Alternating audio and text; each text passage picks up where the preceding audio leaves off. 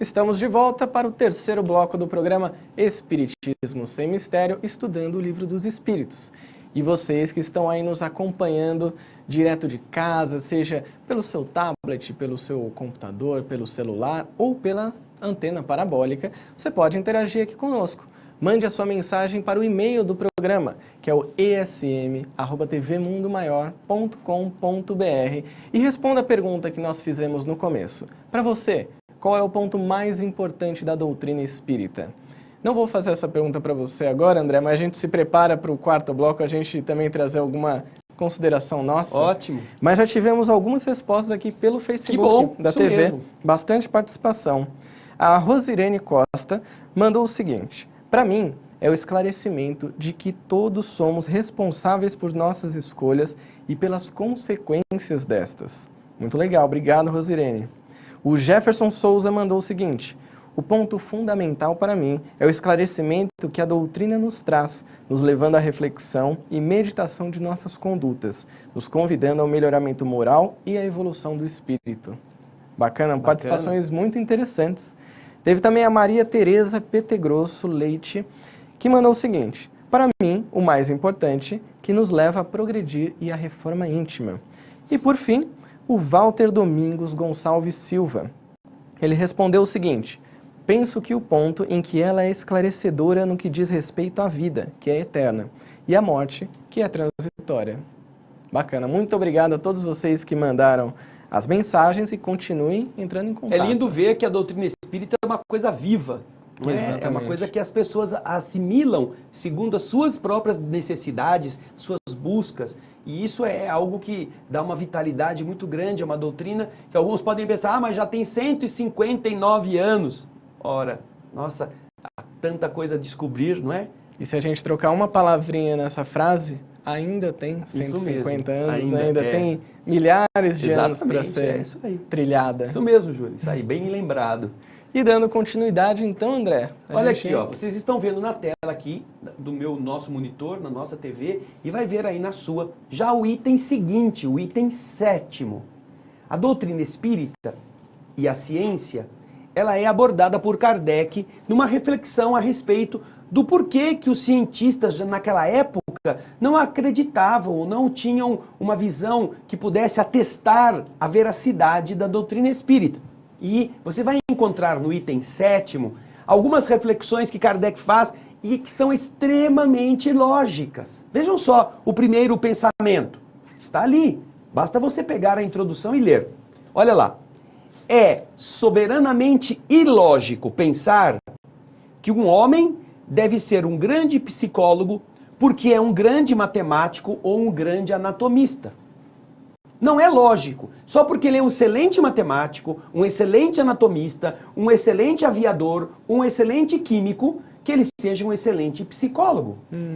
Porque são campos diferentes na abordagem do pensamento. São estruturas mentais adequadas para as áreas a que estão dedicadas. Então, por que o cientista lá no tempo de Kardec, e isso já é diferente hoje?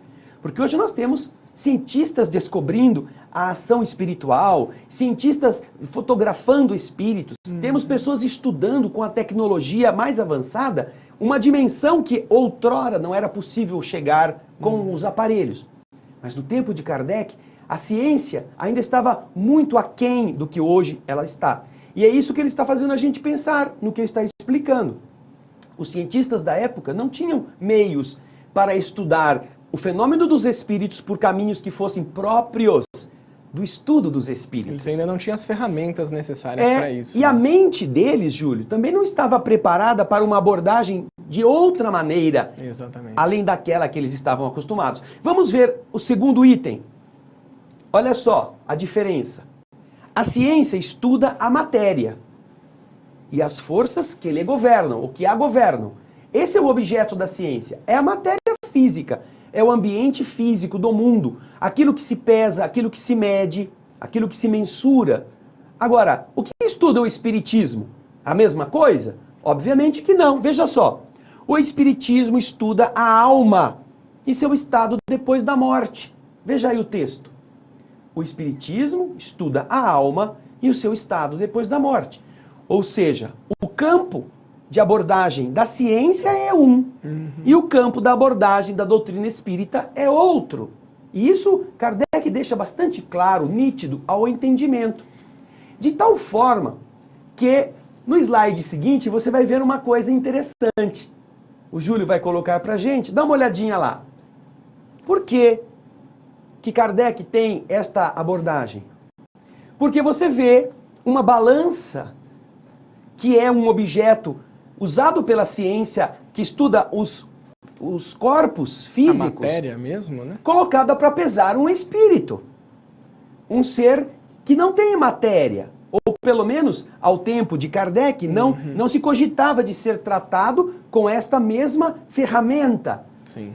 Ou você procurar o espírito no microscópio. Então, esta imagem eu escolhi exatamente para que você que está nos assistindo pudesse ver a incongruência de se usar a metodologia científica que está vinculada ao estudo da matéria para abordar coisas imateriais. Ela nunca vai chegar a nenhum resultado. E é por isso que naquele tempo, é por isso que naquela época, os cientistas não acreditavam. Porque eles queriam medir o espírito pela balança. Ou eles queriam fotografar o espírito de uma forma nítida, como se fosse uma pessoa. Eles queriam ter acesso. E olha, eu vou dizer uma coisa para vocês. Ainda assim, William Crookes, um inglês, um cientista inglês, ele era extremamente metódico, ele foi ganhador, inclusive, de prêmios internacionais, muito respeitado. Ele estudou um espírito que se materializou durante 3 anos no seu laboratório. Ele estudou o espírito de Kate King. Sim. Ele tirou fotografias, ele pesou. Mas e ele publicou estas conclusões. Mas, naturalmente, a ciência daquela época era avessa a todo esse tipo de pesquisa. Então, ela não tinha interesse em aprofundar isto. Mas você encontra, inclusive, este livro. Você pode encontrá-lo. Você procura lá materializações. William Crookes. Há uma bibliografia muito grande na internet com as materializações que ele atesta, ele fotografa, ele estuda e ele publica isso daí em uma obra. Fora esta, nós temos materializações luminosas, materializações em Uberaba, efeitos físicos que puderam ser constatados e fotografados com a presença de Francisco Cândido Xavier. Sim.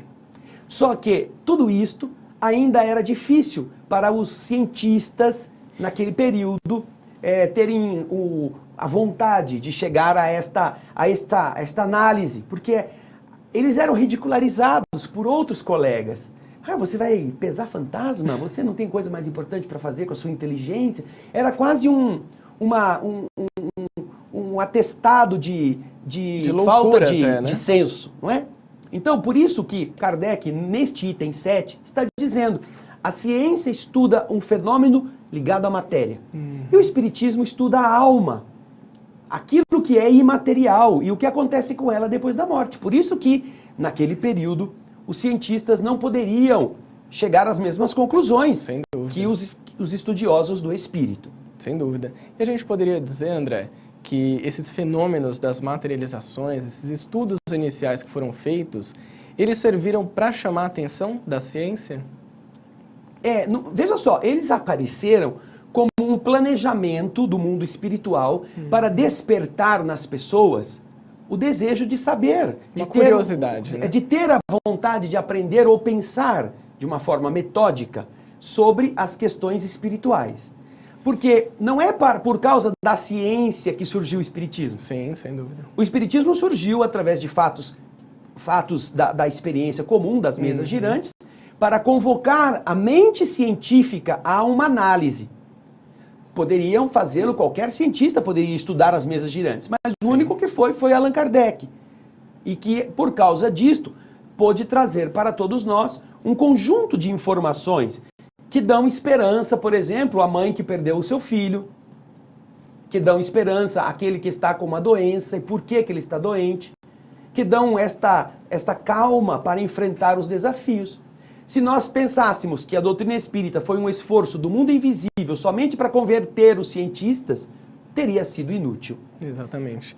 André, tivemos mais algumas participações aqui pelo e-mail do Que programa. bom, que ótimo. Que é o esm@tvmundomaior.com.br. Manda lá a sua mensagem. O Carlos Alberto Andrade, de Três Corações, Minas Gerais, um grande abraço para os mineiros. Ele respondeu o seguinte: a maneira como o Espiritismo explica a reencarnação, para mim, é um ponto muito importante.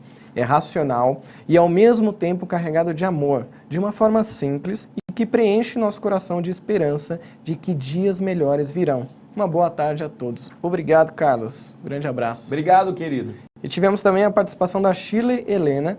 Ela não mandou de onde ela é. Ela mandou a seguinte mensagem: boa tarde. Para mim, o ponto mais importante da doutrina é o contato com os desencarnados. Isso, além de trazer esperança de que um dia os reencontraremos, também é uma forma de evoluirmos ao recebermos as mensagens do plano espiritual sobre diversos temas, como foi com a própria codificação. Tá vendo? Através Cada desse um contato, tem né? uma ideia, adequa a sua necessidade àquilo que a doutrina, como fonte, oferece de resposta. Exatamente. E nós já estamos chegando ao nosso terceiro e último, aliás, ao nosso fim do terceiro bloco, indo para o nosso quarto bloco. Mas antes eu gostaria de te convidar a ir lá na loja virtual da Mundo Maior, é mundomaior.com.br, e lá você vai encontrar este CD, o CD de William Sanches, para quem tem coragem. Você encontra esse CD e tantos outros itens na loja virtual. Nesse CD, você vai encontrar reflexões positivas sobre o tema abundância e prosperidade e entender qual é o seu papel diante da felicidade, qual é a ligação entre prosperidade e autovalorização. Então entra lá no mundomaior.com.br ou ligue para 4966-5775. Nós vamos para um rápido intervalo e já voltamos.